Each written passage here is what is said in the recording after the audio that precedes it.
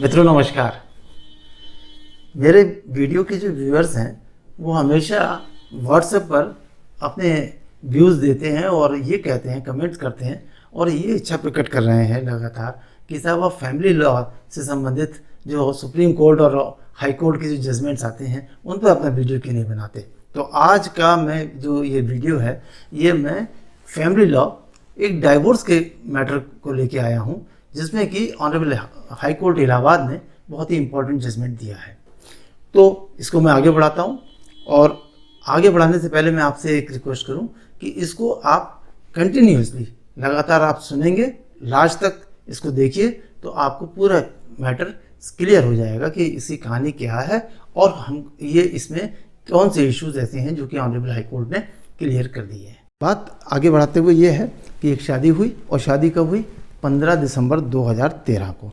15 दिसंबर 2013 को शादी हुई और एज यूजुअल जैसे सबके यहाँ होता है वही हुआ। और ये जो शादी हुई ये एक ही मोहल्ले में 400 मीटर के डिस्टेंस से हुई। वाइफ और हस्बैंड का घर 400 मीटर के दूरी पर था। तो साहब 15 दिसंबर 2013 को जो शादी हुई, फिर शुरुआत हुई जीवन की और उसी जीवन की शुरुआत में झगड़े भी शुरू हो गए। और झगड़े 1.5 साल भी नहीं बीता था, 1 साल कुछ महीने बीते थे। उन झगड़ों की वजह से 10 जनवरी 2015 को जो वाइफ है वो हस्बैंड का घर छोड़ करके अपने बिना किसी को बताए, बिना घर वालों को ससुराल में अपने बताए सीधे अपने घर चली गई और घर जा कर के वहाँ पे रहने लगी। एक तो ये जो मैं आपको बात बता रहा हूँ, जो ये स्टोरी बता रहा हूँ, ये इसकी है जो कि डाइवोर्स पिटीशन में ग्राउंड लिए गए। डाइवोर्स पिटीशन फाइल करी हस्बैंड के द्वारा और उन्होंने जो ग्राउंड लिए वो मैं आपको ये बता रहा हूँ। तो साहब वो 13 में शादी हुई 13 दिसंबर में और जनवरी 15 में वो अपना घर छोड़ करके बिना किसी को बताए और अपने सीधे अपने घर चली गई। अब वो घर पे चली गई तो और साथ में एक चार्ज और लगा कि वो सब 36,000 रुपये 36,000 रुपीज़ जो रखे हुए थे वो भी लेके चली गई। अब उसको बुलाने के लिए कार्रवाइयाँ हुई, हस्बैंड गए, घर वाले गए, उसने आने से मना कर दिया। अब भी इसमें एक बात और है कि जिस समय वो अपना घर छोड़ के गई वो 2 महीने की प्रेग्नेंट थी और उसी हालात में वो वहाँ पर सब कुछ छोड़ करके बिना बताए चली गई। बिना बताए मैं इसलिए कह रहा हूँ कि ये बड़ा इम्पोर्टेंट ग्राउंड लिया गया है। 22/8/2015 को उसके एक बेटी का जन्म हुआ। अब इसमें इम्पोर्टेंट चीज़ क्या हुई कि जब बेटी का जन्म हुआ तो उसको हॉस्पिटलाइज करवाया उसके हस्बैंड ने और उस अस्पताल में जितना भी खर्चा हुआ उसको खर्चे का भी भुगतान जो किया वो भी उसके हस्बैंड ने ही किया। अब हॉस्पिटल से जब वो डिस्चार्ज हुई तो वो सीधे अपने पेरेंट्स के घर चली गई बच्चे को लेकर के। फिर क्या हुआ साहब, 8-10 दिन के बाद फिर से उसके हस्बैंड और घर वाले गए मनाने के लिए और उनसे कहा कि भाई अब वापस आ जाइए। वो फिर भी नहीं आई और उसने मिलने से भी मना कर दिया और अपने बच्चे के दिखाने को भी मना कर दिया, दिखाया भी नहीं गया। फिर आगे समय निकला।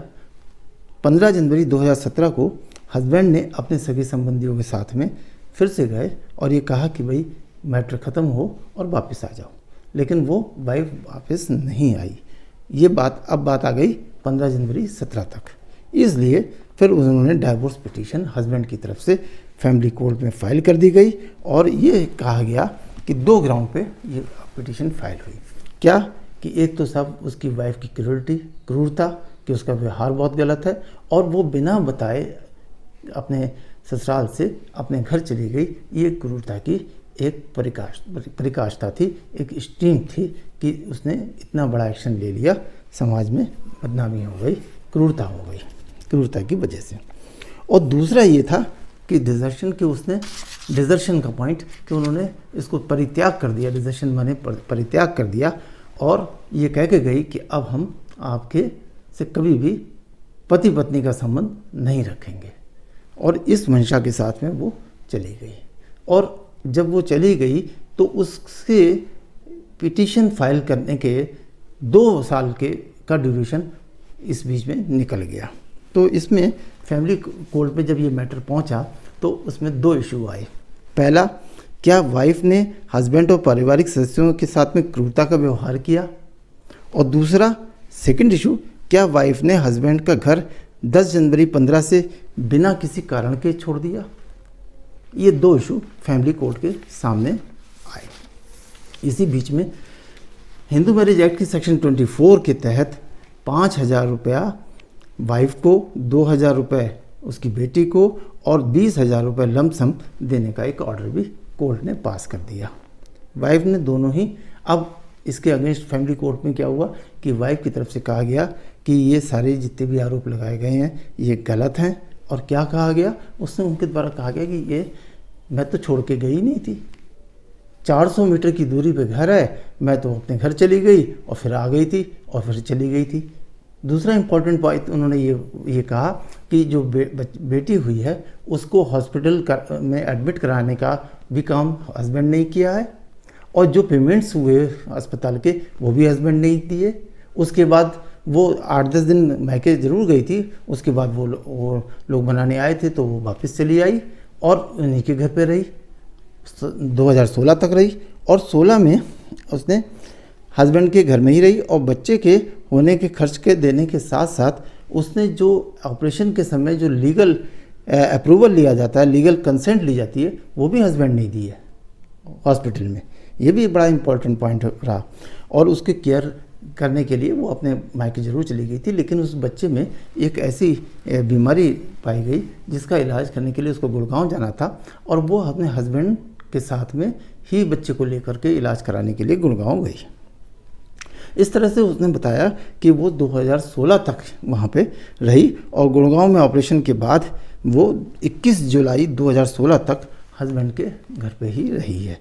और उसने कहा कि ये इस बीच में जो हस्बैंड के ब्रदर था उसकी शादी हुई, उसके फ़ोटोग्राफ भी आए, उन फोटोग्राफ को भी प्रोड्यूस किया गया कि ये भी उसके हस्बैंड के ही घर के हैं। तो ये कहना गलत है कि वो छोड़ करके चली गई थी। हाँ गई थी, लेकिन 17 में गई, 2017 में गई है। जबकि ये जो डाइवोर्स की पिटीशन फाइल हुई ये हुई है 18 में, और वो गई है 17 में। इस तरह से डिजर्शन जो ग्राउंड है वो भी गलत है। लेकिन फैमिली कोर्ट में जब ये सब देखा गया तो उन्होंने अपना फैसला दिया 19 जनवरी 2020 को, और उन्होंने इसको ये कहा गया कि जो भी इनके एक्शंस रहे हैं, जो फैक्ट्स हैं, जो परिस्थितियां हैं, वो ये बताती हैं कि ये इन्होंने क्रूरता भी करी है और डिजर्शन का भी मैटर बनता है। इसलिए इन्होंने डाइवोर्स की डिग्री दे दी और डाइवोर्स हो गया 19 मार्च 2020 को। इस ऑर्डर के खिलाफ फैमिली कोर्ट के इस डाइवोर्स की डिग्री को चैलेंज करते हुए जो ये matter honourable high court Allahabad के सामने पहुंचा, और ये मैटर था Shrimati Mohitpreet Kapoor versus Sumit Kapoor, first appeal number 351 of 2022।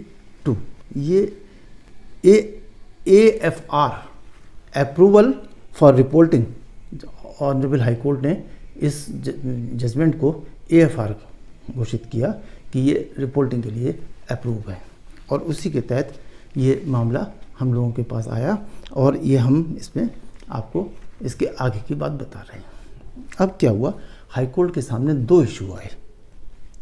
पहला इशू क्या, पहला तो क्रूरिटी कि क्रूरिटी क्या मामला है। तो पहला क्रूरिटी पे देखा कि क्या बिना बताए 2015 में घर छोड़ करके चले जाना क्रूरिटी की श्रेणी में आता है। इसको क्रूरिटी माना जाना चाहिए या नहीं। अगर कोई वाइफ अपने घर से, ससुराल वालों से, हस्बैंड से, उसके father in law, mother in law and others family member से बिना किसी इन्फॉर्म किए अचानक ही वो अपने घर को चली जाती है, या उसके घर वाले उसके साथ आ जाते हैं और आकर के उसको ले जाते हैं बिना किसी इन्फॉर्मेशन के, तो क्या ये क्रूरिटी मानी जाएगी या नहीं? एक तो क्वेश्चन ये आया, और दूसरा ये कि घर वालों के खिलाफ जो उसने डॉवरी का, मारपीट का जो FIR लिखवा दी, जो केस डाल दिए, ये क्या क्रूरिटी की श्रेणी में आता है या नहीं आता है?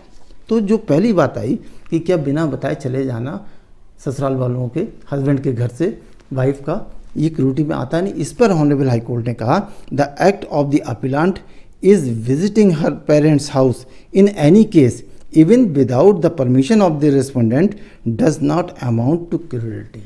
ऑनरेबल हाई कोर्ट ने क्लियर किया कि ये इस तरह से बिना बताए चले जाना क्रूरिटी की श्रेणी में नहीं आता है, इसको क्रूरिटी नहीं माना जाएगा। इसके साथ में 2-3 चीज़ें तय हुई।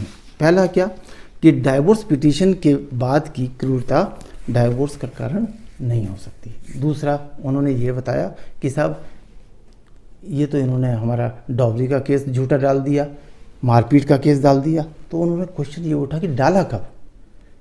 क्वेश्चन ये उठा कि डाइवोर्स पिटीशन जब फाइल हो गई उसके बाद डावरी का केस आया है, तो ये क्रूरिटी के अंतर्गत नहीं आएगा। क्योंकि जिस समय डाइवोर्स पिटीशन डाली गई थी उस समय तक तो ये केस था ही नहीं डावरी का।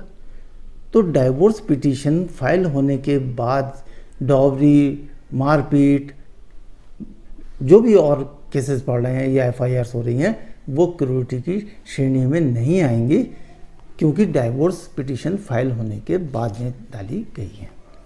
दूसरा ये कि परिवारजनों की अनुमति के बिना अपने पिता के घर पे जाना क्रूरिटी की श्रेणी में नहीं आता। एक तो ये दोनों पॉइंट क्लियर हो गए ऑनरेबल हाई कोर्ट के इस जजमेंट से। दूसरा जो ग्राउंड लिया गया था फैमिली कोर्ट में हस्बैंड के द्वारा, वो था डिजर्शन का, कि साहब वो उसको छोड़ करके चली गई है, त्याग दिया है उसने, उसका घर 2015 में त्याग दिया है। और इन्होंने डाइवोर्स पिटीशन फाइल करी मार्च 17 में, और इन्होंने बताया कि 2 साल का जो टाइम होता है वो भी पूरा हो गया है, इसलिए डिजर्शन के आधार पर जो डिक्री दी गई है डाइवोर्स की वो सही दी गई है। ये ग्राउंड किसने लिया? हस्बैंड की तरफ से। लेकिन कोर्ट ने इस पर दूसरी तरह से विचार किया। पहली बात तो ये कि डिजर्शन को समझने के लिए हिंदू मैरिज एक्ट की section 13 within bracket 1 within bracket IB को हमको पढ़ना होगा। वो क्या कहती है? ये section clearly provides for grant of decree of divorce on the ground of desertion. However, in order to seek decree of divorce on the ground of desertion, plaintiff must prove that he/she has been deserted for a continuous period of not less than 2 years immediately preceding the presentation of the petition. जिस समय ये petition file की गई है उससे continuously 2 साल पहले उसको छोड़ करके अगर चली गई हो तभी इसको डिजर्शन की श्रेणी में माना जाएगा। The aforesaid requirement can be termed as a necessary pre condition for seeking a decree of divorce on the ground of desertion. तो इसके लिए ये नेसेसरी कंडीशन है कि जिस तारीख को डाइवोर्स पिटीशन फाइल की गई थी उससे 2 साल पहले कंटिन्यूसली उसको वो छोड़ करके चली गई हो। लेकिन इसके साथ में एक और भी बात है। ऑनरेबल हाई कोर्ट ने इस मैटर में, इस केस के फैक्ट्स में ये होल्ड किया कि in the instant case from the act and conduct of the parties it can not be inferred that the appellant has deserted her husband with the intention to bring cohabitation permanently to an end by leaving her matrimonial home on 10 January 2015 in absence of her husband. The appellant was pregnant at that time and she may have gone to her parents' house, which were barely 400 meters for some time. Further, the act of the appellant in visiting her parents' house frequently without taking consent of her husband and other family members cannot constitute the offense of desertion on her part.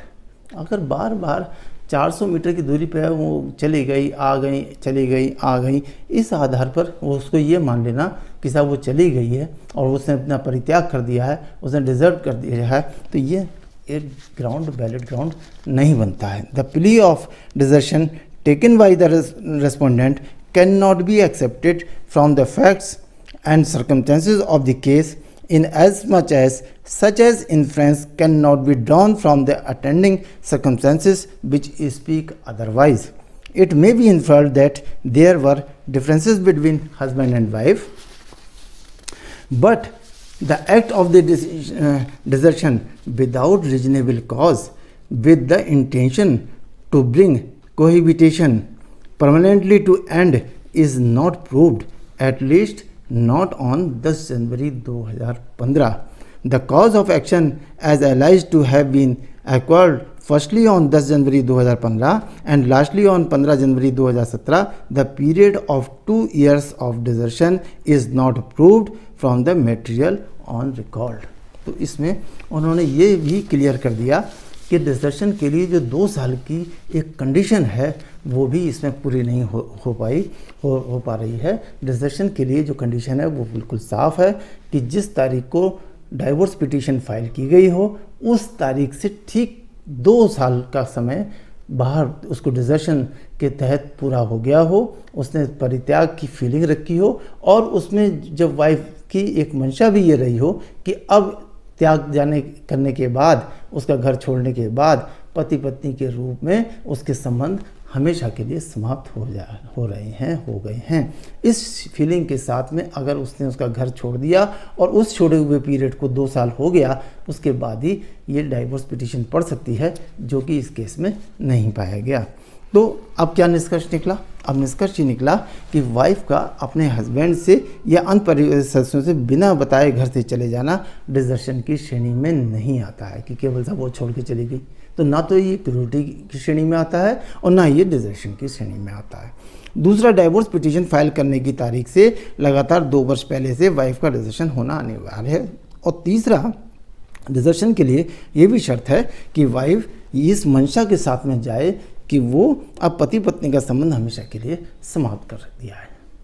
ये तीनों शर्तें भाई उसको मैं बताता हूँ कि ये इतने इम्पोर्टेंट, इसको कहते हैं ना, पुरानी एक कहावत थी कि सब दूर के ढोल सुहावने होते हैं। तो ये कहावत बिल्कुल सत्य है। जब पास में जाते हैं ना तो कान फटने लगते हैं। तो इसी तरह से ये ज़रा सी बातों पे झगड़ा और डाइवोर्स दे देंगे। डाइवोर्स इतना इजी नहीं है कि साहब वो डाइवोर्स पिटीशन फाइल कर दी। अब आप ये समझ लीजिए कि लगभग 25-30 साल की उम्र में शादी हुई, 2-3-4 साल झगड़े में बिताए, फिर डाइवोर्स की पिटीशन गई, फिर फैमिली कोर्ट में 4 साल लग गए, उसके बाद अपील हुई और अपील में फिर 4 साल लग गए और उसके बाद हाई कोर्ट ने वो उसको ख़त्म कर दिया और जहाँ से शुरुआत शुरू हुई थी वहीं पे फिर आके ख़त्म हो गई। जीवन के सुनहरे जो समय था उसको कोर्ट कचहरी में ही बर्बाद कर दिया। तो अगर डाइवोर्स का केस डालना मजबूरी ही है तो उसको ऑनरेबल हाई कोर्ट ने जो डायरेक्शंस दी हैं इन पॉइंट्स पर विचार करके लीगली सारी बातों को कंप्लीट करके तभी इसमें आगे बढ़ें, अन्यथा जीवन का ये काफ़ी इम्पॉर्टेंट जो पीरियड है वो इस कोर्ट कचहरी में समाप्त हो जाता है। मित्रों, कमेंट करके बताइए कि आज का ये मेरा वीडियो आपको कैसा लगा। आपके कमेंट का इंतज़ार रहेगा। नमस्कार।